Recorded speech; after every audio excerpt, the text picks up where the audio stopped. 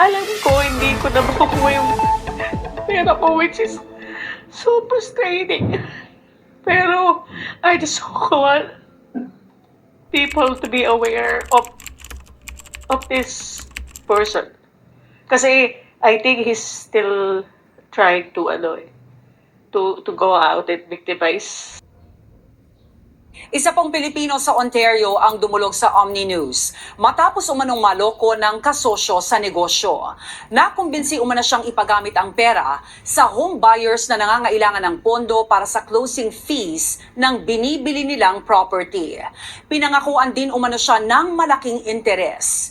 Pero ang retirement savings na ipinahiram ng biktima, hindi na po naibalik. I've been begging for my own money. Yeah. And it's so frustrating kasi sa may savings. Emosyonal na dumulog sa Omni News si Elenita Rivera mula Toronto matapos umanong maloko ng isa ring Pilipino. Walang natira sa ipon ng Pilipinong 2 dekada nang nagtatrabaho sa Canada. Ang utang sa kanya ng suspect, higit 40,000 dolyar.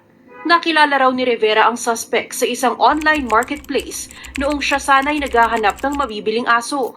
Bagamat hindi natuloy ang transaksyong ito, nagkausap silang muli nang alukin siyang sumosyo sa negosyo noong 2023. Investment daw sa mga taong gustong bumili ng bahay na walang pang-closing. Sabi niya, malaki yung maganda yung interest. Paglalarawan ni Rivera, tumatayong third-party lender ang Pinoy at naghahanap ito ng investor, popondo o magpapahiram ng pera sa mga nag-aasang bumili ng tahanan pero walang sapat na budget.